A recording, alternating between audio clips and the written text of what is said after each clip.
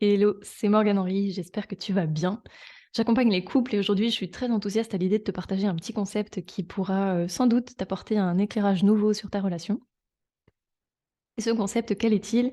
Eh bien, c'est une idée que j'ai entendue il y a longtemps. La première fois que j'ai entendu, je me suis dit: «C'est quoi cette histoire?»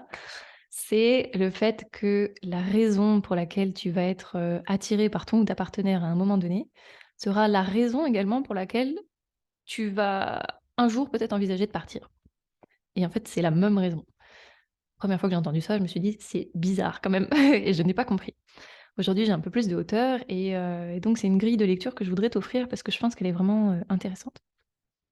Alors, pour t'expliquer ça, plus, convenablement, donc en fait, si tu veux, ça c'est, issu de ce qu'on appelle la loi de l'équilibre, qui n'est pas forcément une loi très connue.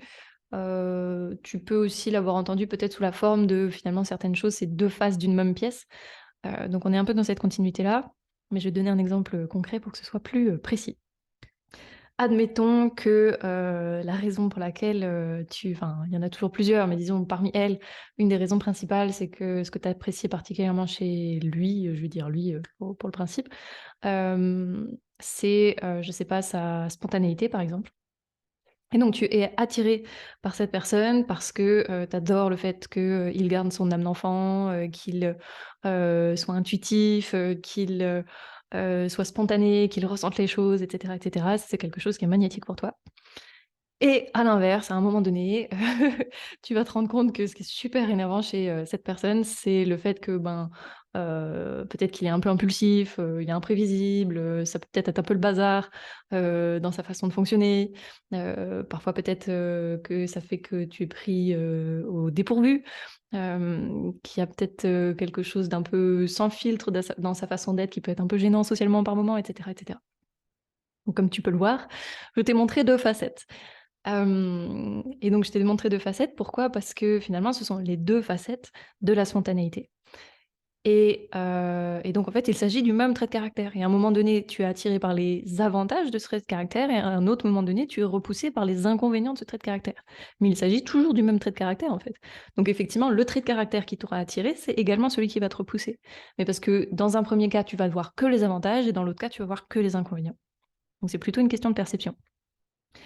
Hem et donc ce qu'il est intéressant, d'entrevoir ici, c'est que, du fait justement de cette loi de l'équilibre et de cette notion de finalement tout ça, ce sont que les faces d'une même pièce, c'est que quel que soit le trait de caractère que vous allez apprécier chez quelqu'un, il y a certes plein d'avantages, mais il y aura toujours autant d'inconvénients, en fait. Et de par, les des fois les enfin, c'est même pas des fois, c'est les hormones et cetera qui nous donnent un peu les lunettes roses au démarrage, on va être beaucoup plus, enclin à percevoir les bénéfices dans un premier temps, les avantages d'un trait de caractère, avant de découvrir les inconvénients. Or les 2 coexistent tout le temps en permanence, mais c'est juste qu'on va pas les percevoir de la même manière selon, l'étape du couple dans laquelle on est. Donc ça, c'est intéressant de s'en rendre compte. Après, ce qui va être intéressant de se demander, mais c'est finalement, les inconvénients de ce trait de caractère. Pourquoi ça m'agace autant? Et puisqu'on peut pas les enlever, parce qu'effectivement, je t'informe qu'on peut pas les enlever dans tous les traits de caractère, il y a autant d'avantages que d'inconvénients, quels qu'ils soient, sans aucune exception. Alors je vais pas te faire une démonstration maintenant, mais je peux t'assurer que c'est le cas. Si tu creuses un petit peu, tu pourras peut-être t'en rendre compte. Et donc puisque chaque trait de caractère a autant d'avantages que d'inconvénients, pourquoi certains, traits de caractère et certains inconvénients de traits de caractère me rendent cinglée? Et comme par hasard, c'est ceux de mon partenaire. Ce qu'il est important de se dire par là, c'est que ce qui nous a attirés, c'est souvent, quelque chose qui va être complémentaire à nous-mêmes et donc des facettes de la personnalité que nous, on va pas beaucoup exprimer et donc typiquement, je parlais de la spontanéité, peut-être que moi, à l'inverse, je vais pas du tout être quelqu'un de spontané, je vais plutôt être quelqu'un de un peu mental, qui anticipe, méthodique, qui mentalise les choses et cetera et donc je suis attirée par un fonctionnement qui est différent du mien. Pourquoi, je suis attirée par ce fonctionnement différent et pourquoi en même temps il mérite tellement? Parce que si je l'ai pas intégré dans ma personnalité, c'est aussi parce que quelque part, probablement, alors il y a quelques autres cas, mais en tout cas, d'une façon générale, ça colle. Il y a une part de jugement en fait de ce trait de caractère-là et je vais pas moi m'autoriser au fait de peut-être être impulsive, de peut-être être sans fil, de peut-être, garder mon âme d'enfant, parce que de par mon histoire, de par ce que j'ai vécu, de par mon héritage familial, il y a un moment donné, j'ai enregistré que c'était pas OK et qu'il fallait pas que je fasse ça parce que ça allait être, dangereux pour moi, que j'allais prendre des réprimandes, que j'allais être rejetée, que j'allais être abandonnée, peu importe. Ou peut-être que je l'ai mal vécu, quand mes parents étaient comme ça, ou peut-être que je l'ai été et j'ai été jugée pour ça et donc bref, c'est un trait de caractère, à l'intérieur, notre cerveau, il s'est dit: «C'est un trait de caractère dangereux, donc on n'y va plus».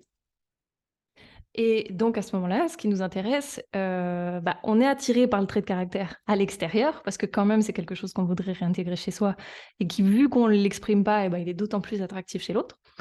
Mais en même temps, vu qu'on le juge et on le réprime pour soi, il y a toujours un moment donné où on va finir par le juger et vouloir que l'autre le réprime. Parce que nous, on se l'interdit et finalement, c'est un truc heu, qui n'est pas, admis à l'intérieur inconsciemment.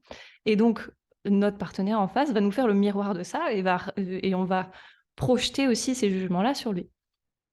Et donc c'est ça qui se joue à ce moment-là. C'est que finalement, ce qui est insupportable chez l'autre, c'est des choses que je ne m'autorise plus, que je rejette chez moi. Donc ça m'informe de ce que je rejette chez moi.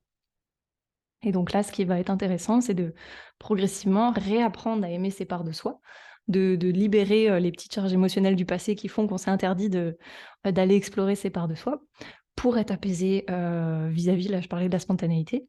Et donc le fait, moi, de me réautoriser à pouvoir intégrer ça dans ma personnalité, fait que je vais être beaucoup plus apaisée face, aux avantages et aux inconvénients de la spontanéité de mon partenaire. Parce que je vais arrêter de les juger en moi, donc j'arrête de les juger chez l'autre. Voilà. Hem Il y aurait plein de choses à dire vis-à-vis de ce sujet. J'espère que ça te donne déjà une première perspective. Je pense que c'est vraiment, intéressant. Enfin, moi, si j'avais entendu ça plus tôt, j'aurais tellement compris de choses. Donc, j'espère que ça te fait réfléchir. En tout cas, tous les traits de caractère ont autant d'avantages que d'inconvénients. Quand, un trait de caractère chez ton partenaire t'active, certainement qu'il est lié au trait de caractère qui t'a attiré dans un premier temps et maintenant que tu découvres les inconvénients ou maintenant que les inconvénients dans ta perception prennent plus de place, ça t'informe d'abord, du fait que, c'est une part de toi à réintégrer, à réapprendre à aimer et donc même si c'est désagréable et inconfortable d'être face à ça, bah, tu peux quand même remercier ton ou ta partenaire, de dire: «Merci de me montrer ça. Merci de m'aider à avoir une meilleure relation à moi-même pour avoir une meilleure relation ensemble».